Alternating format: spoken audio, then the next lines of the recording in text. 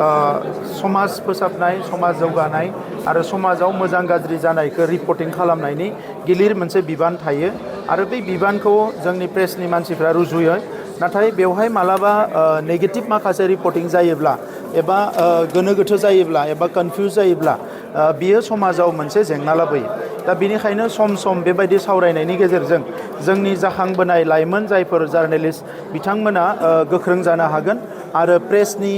जिखिनि rules regulation ethics प्रिन्सिपलफोरखौ बिथांमोना मिथिनो हागोन अब्ला जोंनि ओनसोलनिफ्रायबो साफा साफा राफोद सांबादिक ओंखारनो हागोन जायनिखि नेशनेल इन्टारनेशनेल लेभेलनि इनफरमेशनफोरखौ रायजोफोरनो होनो हागोन आरो जोंनि रायजोफोरनि माखासे जेंना जेंसि बायदिसिना इश्यूसफोरखौ नेशनेल इन्टारनेशनेल लेभेलाव लांनो हागोन दा जोङो थांनाय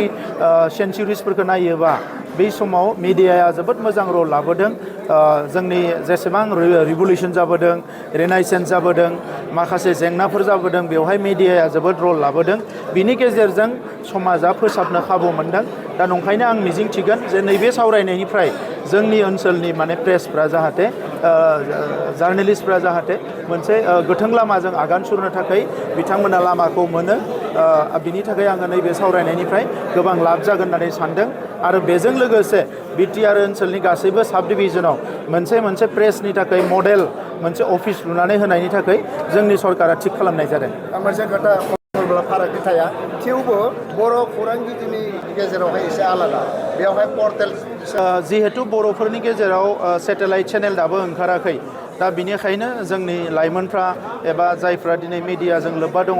साफा सानैया प्रिन्ट मिडिया इलेक्ट्रनिक मिडियाजों दङ मेन स्ट्रिमनि आरो माखासेया पर्टेलाव दङ दा जाय जेरावनो थाया मानो बयनिबो टारगेटआ मोनसेल' जानांगौ समाज जौगानाय समाज फोसाबनाय समाजनि माखासे जेंना जेंसिफोरखौ बोखारनाय आरो जेला बेयो गोबाव सम जागोन लासै लासैनो जोंनि मिडियायाबो राफोद जागोन जों बेखौनो मिजिंथिदों जे थाबैनो जोंनि मिडिया जाहाथे राफोद जायो जों बेखौ मिजिंथिदों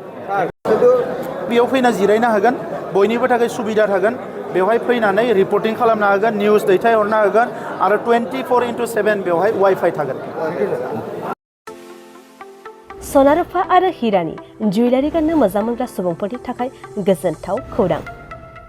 दासान्दि फुजा बोथोरखाय खम बेसेनाव फानगासिनो MSCB जुवेलार्सआव सना रुफा आरो हिरानि समायना रमायना जोंख्लाबनाय जुवेलारिज